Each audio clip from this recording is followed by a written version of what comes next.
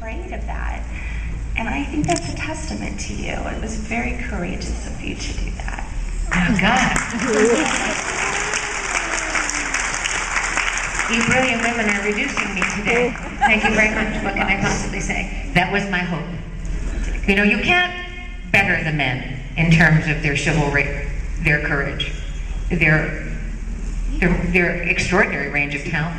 Shatner, Picard, Avery Brooks. The only way you can possibly best them is to be your best self. So I thought I will bring to Janeway everything that I can possibly bring that Mulgrew also owns, right? And I thought that humanity would be the best thing. And it did win. Yes, who's next? Thank you. Crying today. Oh. Yes. Very large. Yes, darling, go. I mean, like everybody else here, I've been strongly influenced by Star Trek. Now, I grew up with 2 Trekkies for parents and so on, so on and so forth. I'm in biomedical research. But you've also touched on you didn't touch on the other thing that Janeway meant to women in military leadership. Like many people in this room, I'm a veteran, and on one of my most difficult assignments, to any veteran in this room, tell me how many times you thought the words, the needs of the many outweigh the needs of the few, or the one. That's not me, that's us. And a lot of veterans are Star Trek fans. On one of my most difficult assignments, there were 2 things that kept me going. Reruns and video feeds. You and me both. They were playing Voyager at a time of day that I actually had access to a television, and getting to see a female leader. I was in a combat arms branch, which is maybe 5% female, it seems, at least in the officer corps. So seeing Janeway has been that military leadership. How did the military leadership aspect, I mean, you seem to be more focused on the science, which as a scientist myself, it's important, but did you think about your role as a military leader? No, not at all. It's just that her great love, Janeway's love, was science, but her discipline was military, always. As a commander, I would say the key word was sacrifice, and then just beneath that was loneliness, the solitude of the position. I have learned a respect for women in the military as a result of playing that role that I never suspected in my wildest dreams that I would feel. Because I know that it supersedes and surpasses anything remotely female as we have been enculturated to know it. It's neither female nor male, but it is deeply brave and it is deeply fine. And I think that it is a discipline of, just as you said, that beautiful phrase, to sacrifice. You better repeat it.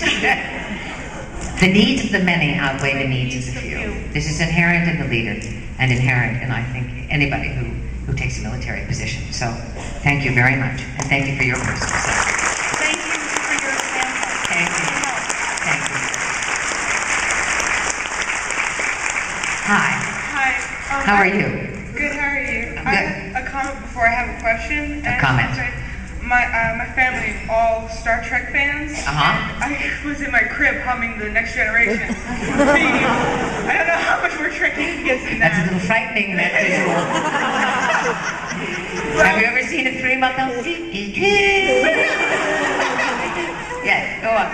But when I was older and confident and able to, you were the first Star Trek that I saw. And I want to say that I grew up in a house, it's a military house, all of my brothers are military, and it's such a great honor to have that in your family, to have the honor and to have role models that stand up and are, you know, fierce and loyal. But I was a girl, and mostly my family is guys, and then I saw you, who was not just, like a lot of, I think that come up, were not just characters that was written for a man but was played by a woman. But you were a strong, commanding woman, and you were not afraid to be a woman, and find that balance between wanting to be a woman, and it wasn't an either or, a woman or a commander, you were a woman commander. It's truly an interesting point in history. especially for you in your generation. You can't be old. How old are you? I'm 17. 17.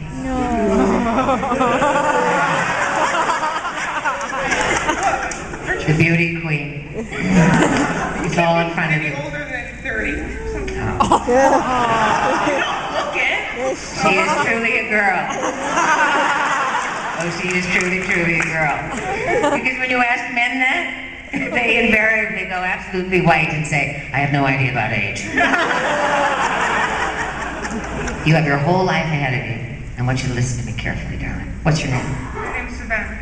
What is it? Savannah. Savannah. You have a house full of brothers I and have a a father. brother and uncles. Okay, and uncles. No father. Okay, but you have you, right? Here's what I think you need to do, and here's what I'd love you to be able to do, and your generation. That my generation just caught the scent of, not the wave. You can catch the wave. Be completely and utterly yourself, and all will be well. Don't make it about men and women. Make it about the beauty of being yourself, and the gift of being a woman within that. Do you understand? I think the division, the divisiveness has always been the men are pitted against the women pitted. It doesn't make any difference. There are two genders. And by the way, women are 51% of the population. It is already equal in nature's eyes, and in God's, if you believe in God. So all we have to do is own it. Have you ever noticed how men calm down instantly when a woman is herself? Yeah. And they're absolutely their best selves then, right? Everybody gets it. It's when we falsify it and we lean back into a culture that is antique and no longer a part of anything. So be yourself, Savannah, all right? It doesn't mean you have to be this. Just be your best self. That means be brave, all right? Thank you. And I have a question. You have a question? Yes. What is it? What was the funniest story, or one of the funniest stories you can take from the behind the scenes of Voyager? 7 years Oh, just something that sticks with you with that you those find boys. funny. I have lots of funny stories, although they were not funny at the time. No, they're not funny at 4 in the morning when it's Saturday and you've been shooting for almost 22 hours and it's your close-up and all of the boys have been taken care of because they're naughty by nature. And you turn to the camera and they're all stark naked. Oh yes, that's meant to be wildly funny at 4 o'clock in the morning. Or when you're stuck in a turbo lift with Lieutenant Paris, and you know that he's going to seduce you so that you can have his lizard children. That too is remarkably funny in hindsight. A lot of it was just outrageously funny. You have to imagine and understand that in those 7 years I knew those guys and ladies, but mostly the guys, because the heavy-duty late-night work took place on the bridge. So that was the men. And you get to know them better than you know members of your own family, which is interesting. And you get to love them. And so the humor then takes on a hilarity, a sort of breathless stupidity. And they knew that they could get me. Some of them could get me more than others. Tim Russ comes to mind. Oh, he loved to do that Tuvok, because you know this relationship between Janeway and Tuvok was supposed to be so exalted. Right? So dignified. Captain, I'm afraid I have to go down on the shuttlecraft and I'm going to die and take everything with me and it's all over, right? That's his close-up and he's brilliant and everybody's crying. Camera turns around, takes about an hour. It's now 4 o'clock in the morning and I turn and I say, Tuvok, why do you have no clothes on? Spitballs were another thing they thought was so much fun at 4 o'clock in the morning. So you asked me what was funny? It's funny now, darling. It's funny now. Thank you, and good luck.